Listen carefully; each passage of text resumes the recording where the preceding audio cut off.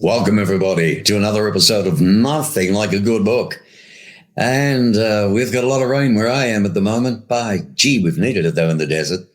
And hasn't stopped for 24 hours, which is great. We do need it. But, of course, you don't want too much because you know what happens. But anyway, excuse my appearance. Can't be helped. The show must go on, as they say. My guest today, very interesting, very interesting. But before we get into that, I want to remind you that I've had a couple of emails. People are saying, look, can you help me with this, help me with that? The show is dedicated to authors. It's about discovering your book. And it is about promoting your book. And it is about selling your book if we can help you get sales. And you will get sales if you do promotions.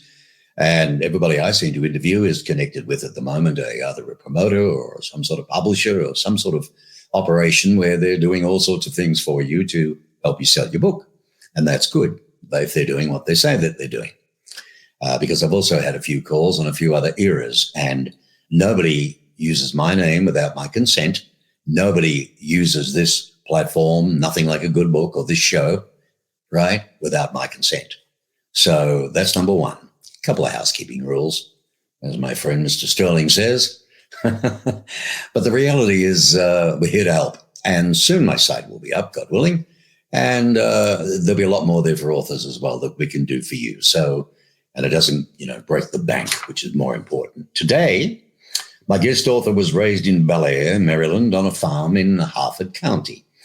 She has a BS in accounting from the University of Wisconsin, Oshkosh, Strayer College. Oshkosh, isn't it where all those beautiful planes fly, the light aircraft, Oshkosh, and all that type of thing? Beautiful. I was a private pilot once for about an hour. I was the second woman to complete field wire training at Fort Ord, California, where I was trained to climb telephone poles. This I've got to find out about. A U.S. Army veteran. Thank you, ma'am. Thank you for your service in the Vietnam era. And she was stationed at Fort Hood in Texas. All right? And this is where she was raped by two servicemen. And if that wasn't enough, well, I'll let her tell the story, I think, because that's what's important. So I'd like to welcome this lovely lady to the show. And her name is Brenda Lou Webb. Hello, Brenda. How are you? Hi. It is, Brenda. That's your book, writing, okay, which we're going to talk about, your book, The Bright Beyond the Dark. Brilliant writing, heavy stuff, but very honest. Yes, it is. It is very honest. The reality is you like to be called Lou. Yes, I do. Instead of Brenda, right? Yes. Okay. All right. Excuse my appearance today, won't you? I've had some surgery done. That's fine. You suffered, extreme abuse in your first marriage. You're beaten and raped for 4 years until he died. Dare I ask how he died? Did you have something to do with that? No, of course not. Oh, no. You just wish it could have happened sooner. He actually died in a fire. Really? Yes. Maybe that was justice. I don't know. I think it was. You poor devil, beaten and raped for 4 years. Then you married twice more. You're divorced now, though, and you have 3 children. Yes.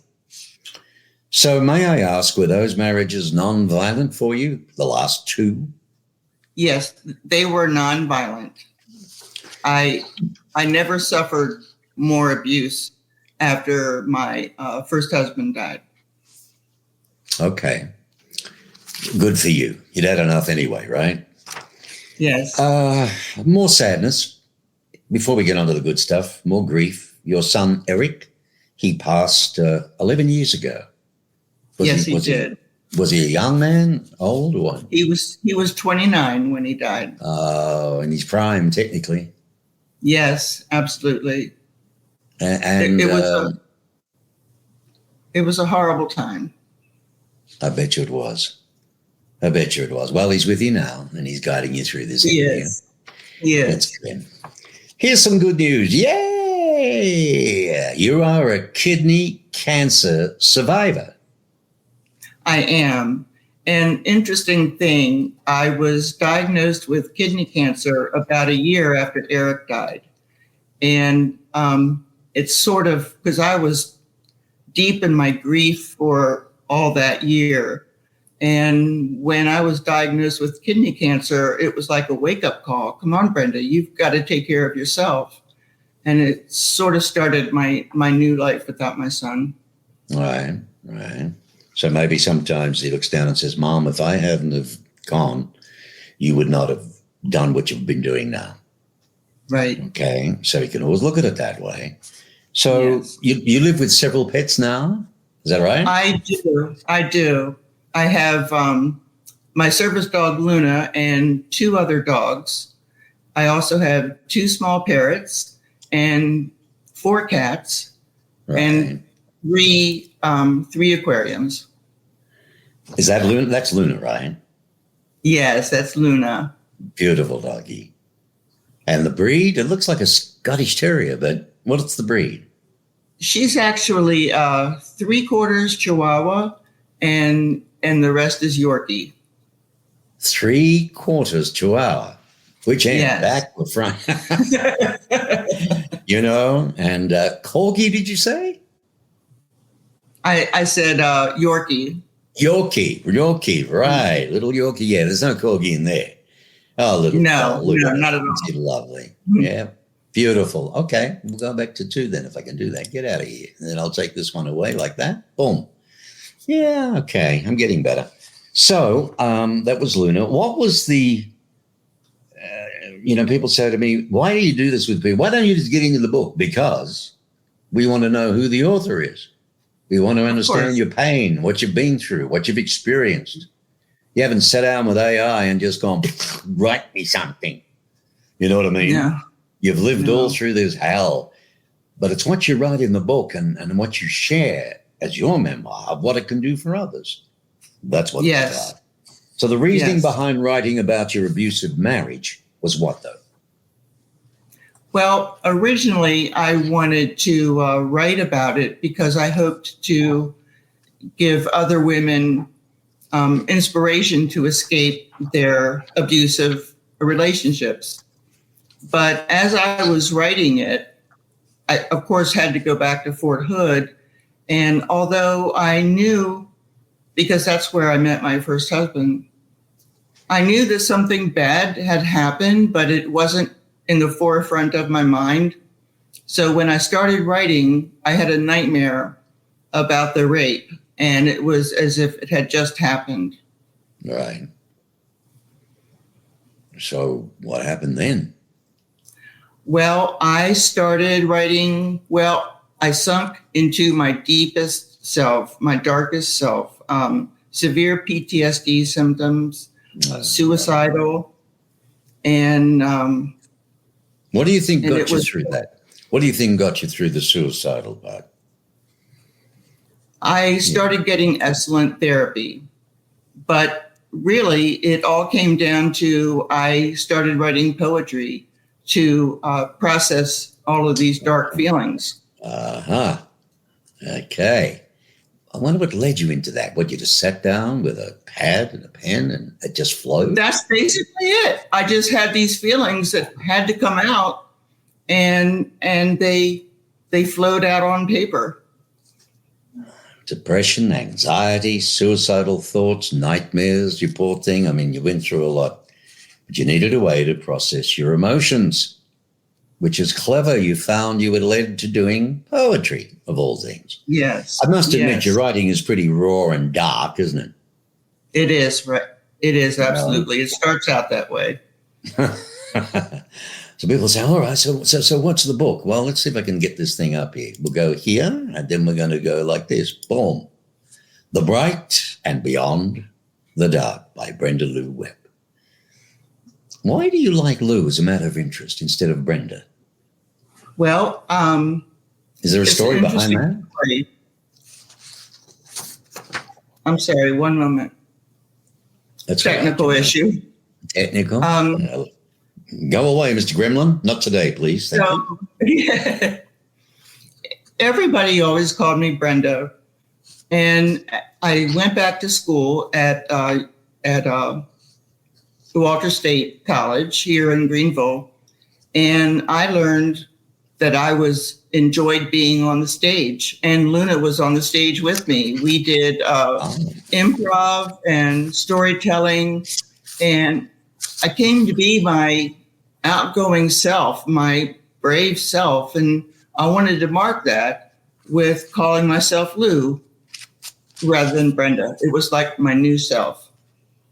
Okay. A new identity, basically. Yeah. Yes. Very good. Branding. There's a lot in a name. There's more to it than meets the eye. Yeah. The nightmare was bad. You went through everything. Lou, the book it starts out very dark. The poem's written in very dark times, which is understandable. That's what it helped you, but you had to get them out and you wrote them down, and that's what it's about. Mm-hmm. But this is when your PTSD symptoms were at their worst, right? Yes, indeed. But I think eventually, weren't you starting to write a little bit more hopeful poetry? After a long time, it took a long time for me to feel more hopeful that there was a brightness beyond the dark, so to speak. Right. It was very hard. I had to stop working. I couldn't work anymore because of my PTSD symptoms. Mm-hmm. And so that gave me a lot of time to myself. And right. I possibly would have hurt myself if I hadn't had this outlet in poetry. But you're all alone going through this, basically, yes. Except for the therapy when you went to the therapist. Yes, I was all alone. Do you ever feel Eric was with you? Oh, yes. I still feel like he is with me. One of my parrots says, Eric. And I feel You've got parrots. That's here, yes. Well, long as it's not glass or cockatoos. No. The parrots pick up every damn thing. You've got to be super careful. By the way, yes, showing your authorlouwebb.com, correct? Yes. Yes, that's where, folks, you can actually buy the book direct. Well, the link is there for you to get to the book, authorlouwebb.com, okay? And she's our guest author on this episode of Nothing Like a Good Book. Now, what was I going to ask you? Yeah, the bright beyond the dark, right? That's the result of this journey, isn't it? Yes, it is. And you're hoping out of all of this, who buy a book like that? So miserable, so sad. No, it's meant to be inspiring. It's meant to show people in abusive relationships or who have been raped, who have been subject to violence, that there is hope. I mean, for the first part of the book, to show other women mostly, but men too, that I was in a very, very dark place, very bad place. And the more hopeful poetry, the better, happier poetry is meant to show that I did come out of it. Yeah. I mean, in a hopeless situation, no matter which way you turn, there was a brick wall, but you still broke through it no matter what. At the end of the day, you got through. And that's the message to anybody else watching this where, things are so bad. And I can relate to it. I've been there, believe it or not. But it takes a lot of kahunas to work through it. It does. In your case, it's a lot of guts. You know what I mean? Yeah. So that's how you got started writing the poetry. How did you feel about yourself before you started writing? I mean, I've heard you say you were depressed and PTSD and all that. What was your feeling about you? I carried a lot of shame and self-hate because of what I went through, because of the rape. And basically, after I was raped, I felt such extreme shame because I felt like I had done something to deserve it. And I want women to know, I want to bring rape out of the shadows. I want people to stop whispering about it. I want to help women be brave after they've been through something like that. I know it's a losing battle, though, isn't it?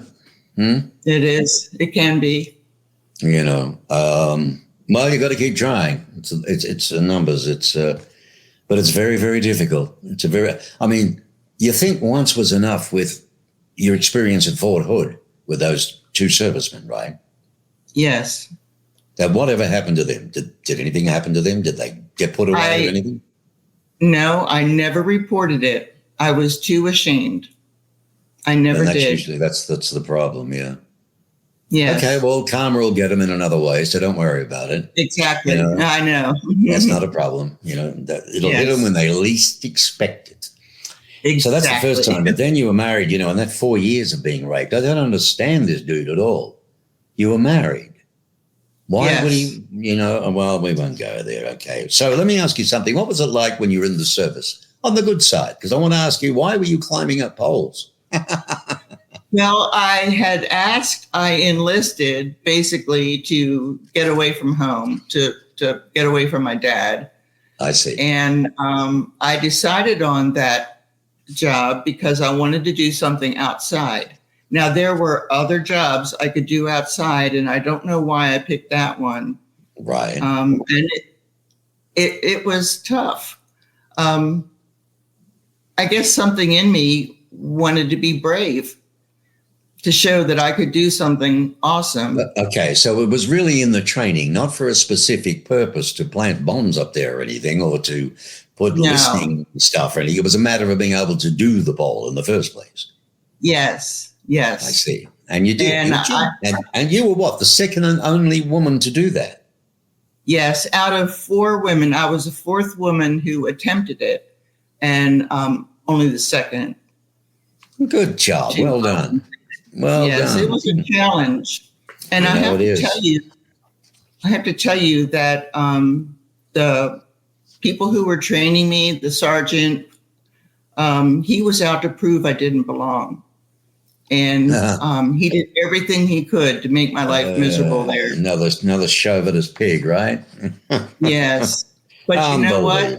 Yes, you're mad and I'm not. But what? I showed those guys how to do it. I think I helped them complete the training because they figured they'd be damned if a woman was going to do it and not them. So I think I gave them a little more courage. Unbelievable. If a woman was going to do it. Yeah, I know. So what would be the best way? Well, you have talked about you don't want other women to go through, but you're hoping to accomplish what more than anything in the world with this book? Right? Your release of the bright beyond the dark. What do you really want to accomplish from this? I really want to give inspiration to women who have been in the hands of an abusive husband. I want to bring out what people mostly whisper about, because even in abusive relationships, women feel shame. They blame it on themselves. And I want to tell them it's not your fault. You can get beyond this. Seek help. So really, it's more of an inspirational book. A motivational, inspirational, right? For anybody that is going through it, or maybe has been through it and needs a top up, or somebody you know, or a family member, perhaps it'd be a nice gift to help them through. Yes. There'd be a way. What's the biggest thing? What's the biggest thing for women? Why? I understand about the shame and you don't want anybody to know about it. But if you get mad enough, the next stage after being shocked and everything else and hurt, if you get mad about it, why don't you go report it to the police? What's the biggest stopper from doing that? Shame that you've got to go through everything again. If it goes to court, that you've got to have it, they tear you apart with See, this is the problem. It's the system where he versus you versus him. And, Exactly. And actually, Mark, I did try to report it to the police when I was being abused by my husband. I tried, but they did nothing. I came home one day from school and I found my entire apartment ripped apart, all of my possessions destroyed. I had my 2 girls at the time, and fortunately their things didn't get ripped up, but he hung a doll in the bathroom and wrote on the mirror with lipstick or crayon or something, "You're dead." Oh my God! And This was the husband at the time. yes, yes, This is the one for 4 years that beat you and raped you. Yes. My question would be, why didn't you get out earlier with the girls? Because I had absolutely no self-esteem. I didn't think, some part of me thought that I deserved it. And when the police wouldn't help, when I called them after I found my apartment that way, they came in and they said, "I'm sorry, we can't do anything unless we catch him in the act." And so they offered me no recourse. I had no one to turn to. I don't understand that. There's guys arrested for just raising their damn hand, for God's sake, and they didn't mean it. Yeah, You know well, what I mean? Didn't you have bruises? The joint was torn apart. Didn't they see that? I actually, one time when I called them, I called them because Alan had driven away drunk with my daughter in the car. And I was terrified that she would be hurt. Oh boy. Yeah, here we go. That's a scary one. The children come first, I understand. But there are shelters, you know. I mean, I've done a lot of interviews with nonprofits, you know, they do a wonderful job, abuse, but then again, it's in the book. And it's not easy sometimes just to get up and go. There's a lot of factors, you know, and situations. So you will accomplish a lot with this book. I believe you are. You are encouraging people in abusive relationships to seek help and to leave their abusers. You know, people say, well, why didn't you just leave your husband, you know, at the time? But there's more to it. There's a lot more to it. Yeah, okay, so Bright Beyond the Dark. Now, this can be bought directly from your site, can't it? This is authorlouwebb.com. Yes, it will. If you click on it, it'll take you to Amazon, where it's available on Amazon. Okay, so it's a link. Why did you want to do this podcast, Nothing Like a Good Book, with this book? Well, I had heard about these podcasts and your series, Nothing Like a Good Book.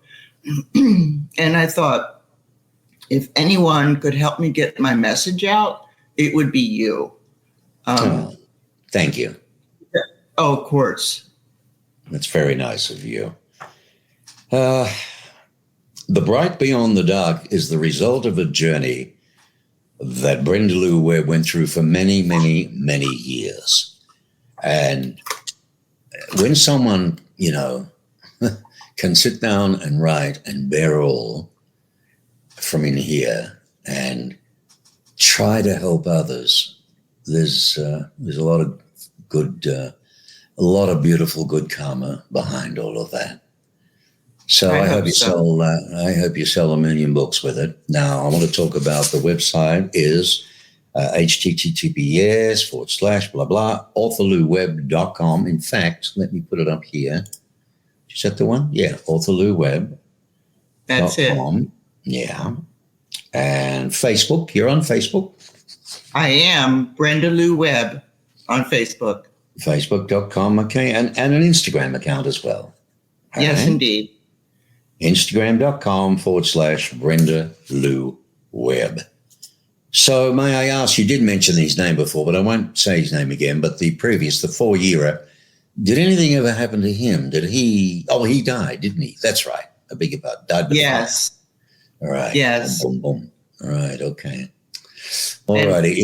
I'm sorry. The story behind that is that my oldest daughter was 3, and he wanted to take her back to Michigan. I was living in Oshkosh. He wanted to take her back to Michigan to see the family. And after 2 weeks, he brought her back. He wanted to bring my other daughter, but she was only 1. and I wouldn't let him. And I suffered for that. He punished me with that. He raped me in front of my daughters. Oh, my God, right. That's disgusting. That's power. That's showing who's the boss. Exactly. But you know what? It was that night that I wouldn't let him take my youngest daughter. It was that night that he fell asleep with a cigarette and caught the trailer on him. Oh, boy. There we go. And you didn't, I'll ask you, did you feel any remorse? You know what? It's weird. It's that Stockholm syndrome. I felt grief when he died. Right. I didn't feel relief or anything like that. I felt no grief. Party, didn't dance on the table or anything with the daughters? No, not at all. Right. Not didn't at go all. Out and get drunk with friends and celebrate? No. But I was not able to see the body, obviously, because it was burnt. Right. And for years after that, I was always looking over my shoulder thinking he was going to show up. Because scary. It is.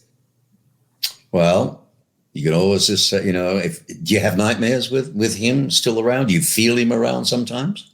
No, I don't feel him around at all. That's good. I think he's probably gone to the light. Let's hope so anyway, for your sake.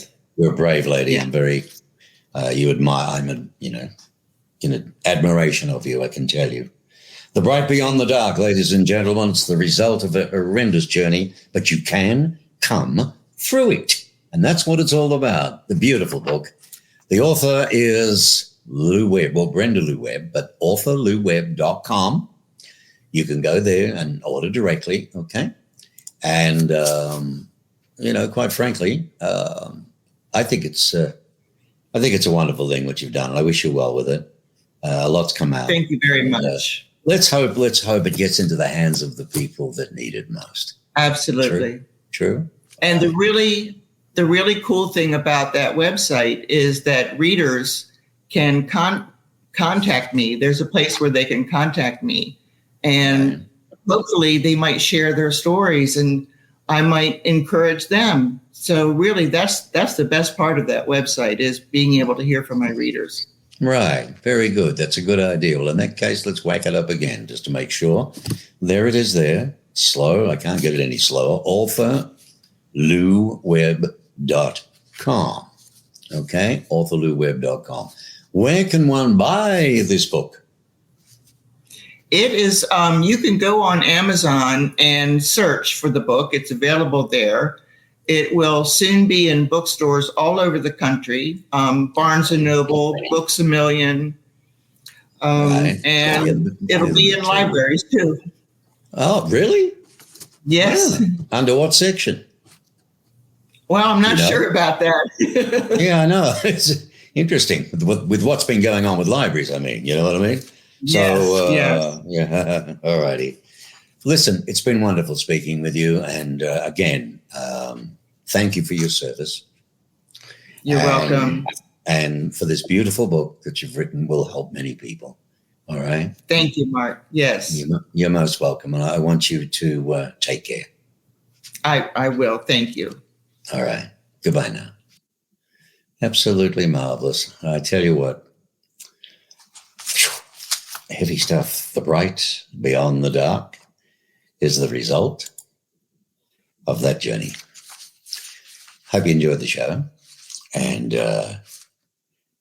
we've got another interesting episode coming. In fact, I've got quite a few authors coming up now with different books and so on. You can email me for the moment at mark@markbishopmedia.com.